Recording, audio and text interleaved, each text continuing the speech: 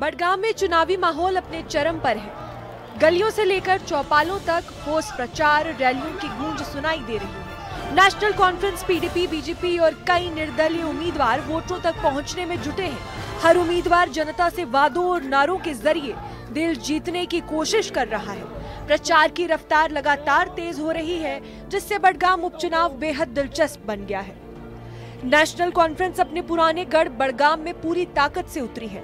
Party के विधायक और मंत्री घर घर जाकर वोटरों से संपर्क कर रहे हैं, लेकिन सांसद आगा सैयद रहुल्ला मेहदी का प्रचार से दूर रहना पार्टी के लिए चुनौती बनता दिख रहा है। उनका चुनावी प्रचार में न आना विपक्ष के लिए अवसर के तौर पर देखा जा रहा है। उम्मीद अच्छी है, और क्या है, उम्मीद तो बहुत अच्छी है।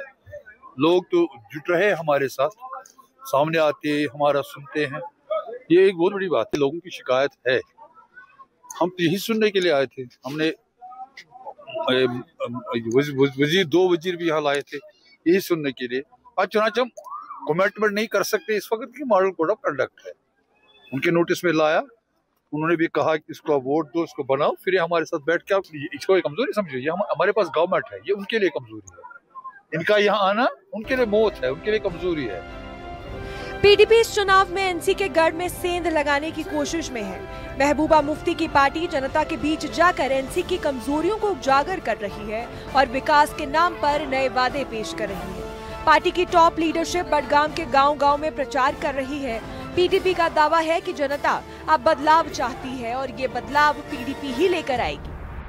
हमारी उम्मीद यही है कि जो हमने जिम्मेदारी ली है, यहाँ के लोगों की जो इज्जत नफ्स यहाँ के लोगों का ज़ाया हुआ है, उसकी हम कैसे तर्जुमानी करें, उसकी हम कैसे हिफाजत करें, हम उसी में इस वक्त लगे हैं। देखिए, फिलहाल तो मैं बावसूख से कहना चाहूँगा, मुझे ये नहीं पता है कि इंतखाबात में क्या नताइज आएंगे, मगर ये मैं बावसूख से कहना चाहूँगा कि यहाँ के लोगों ने ये फैसला किया है कि हम किसी जमात की स्टेपनी नहीं बनेंगे, किसी जमात का ऑप्शन 2 हम हरगिज़ नहीं बनेंगे। वहीं इस बार बीजेपी भी मैदान में पूरी मजबूती के साथ उतर चुकी है।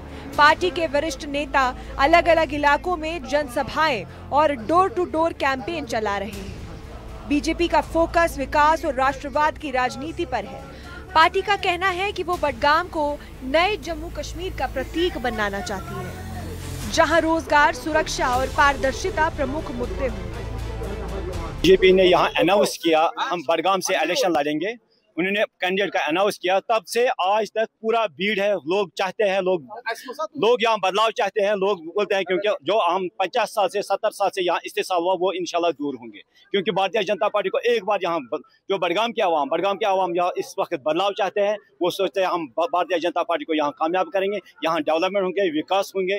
जिनको भी कोई भी प्रॉब्लम, चाहे रोड का मसला, बिजली का मसला है, पानी का मसला है, स्कूल का या हॉस्पिटल का, सारे काम जितने भी यहाँ डिमांड होंगे वो ऑन प्रायोरिटी बेसिस होंगे। इसी बीच अपनी पार्टी के उम्मीदवार मुख्तार अहमद डार का कहना है कि लोग एनसी और बीजेपी को नकार रहे हैं और अब अपनी पार्टी को प्यार दे रहे हैं। लोगों को अब नफरत हो गई, आप देख रहे हैं एनसी को भी नकार रहे हैं, पीडीपी को भी नकार रहे हैं। लोग हमें बहुत अच्छा प्यार दे रहे हैं, बहुत अच्छा रिस्पॉन्स मिल रहा है।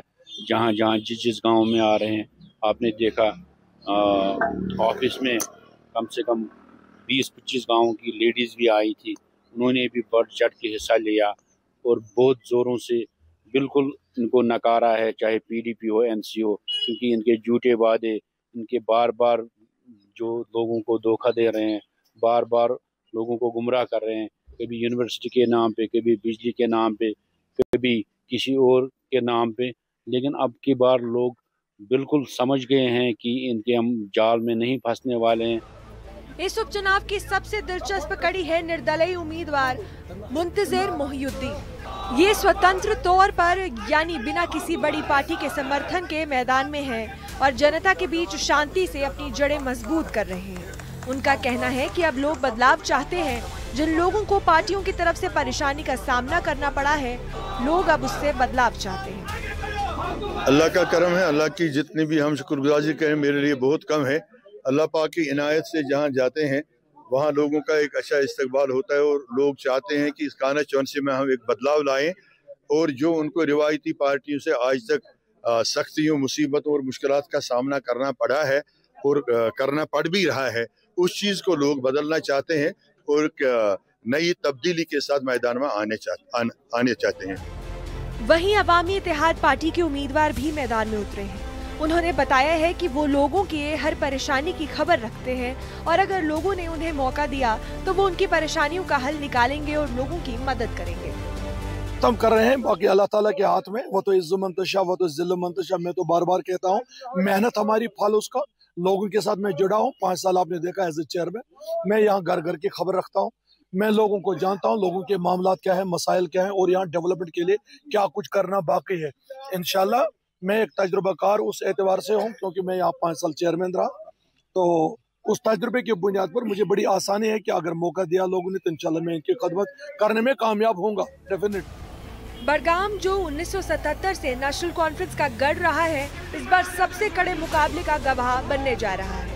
हर पार्टी जीत का दावा कर रही है, लेकिन असली तस्वीर जनता के फैसले के बाद ही साफ होगी। ये चुनाव सिर्फ एक सीट का नहीं बल्कि जम्मू कश्मीर की सियासत की दिशा तय करने वाला साबित हो सकता है। सभी निगाहें अब बडगाम की जनता पर टिकी हैं।